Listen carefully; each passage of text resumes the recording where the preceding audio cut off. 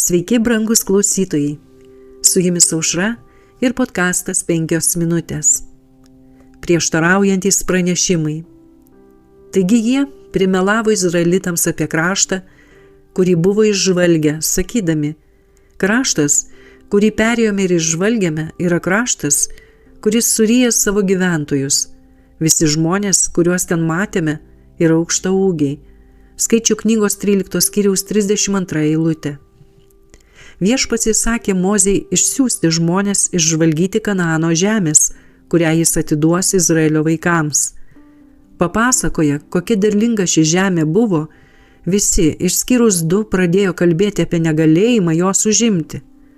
Žmonės klausydamiesi šių pranešimų davė valią savo nusivylimui pratrūkusiomis dejonėmis ir priekaištais.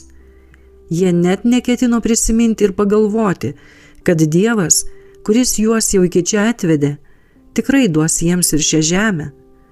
Kalebas išsiveržė į priekį ir jo aiškus balsas buvo gerai girdimas minios triukšme. Jis paprieštaravo paikiems savo draugų žvalgų požiūriams, kurie susilpnino Izraelio tikėjimą ir dvasią. Jis pareikalavo žmonių dėmesio ir akimirkai nutilo visi nepasitenkinimai.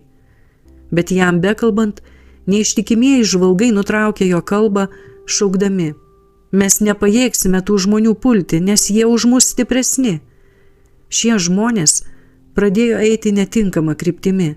Savo širdis nusuko nuo Dievo, Mozės ir Aarono, Kalebo ir Jozuės.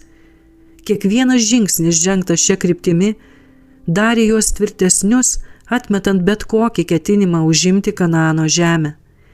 Jie iškreipė tiesą tam, kad galėtų įgyvendinti savo pražūtingą tikslą. Jiems netgi šios šalies klimatas tapo kenksmingas, o žmonės milžinais. Tai buvo ne tik piktas pranešimas, bet taip pat ir melagingas. Jis buvo prieštaringas, nes jei šalis buvo netinkama ir rijo savo gyventojus, tai kaip jie sugebėjo išaugti tokiais milžinais? Kada žmonės, užimantis atsakingas pareigas, pasiduoda netikėjimui, tai nėra ribų, kurios galėtų sulaikyti jų tikslo siekimą. Jei tik 2 žmonės būtų atnešę blogas naujienas, o likusieji 10 būtų drąsinę juos Viešpaties vardu užimti žemę, dėl savo pikto netikėjimo jie vis tiek būtų labiau klausę tų 2 patarimo, o ne 10. Su jumis buvo podkastas 5 minutės ir Aušra.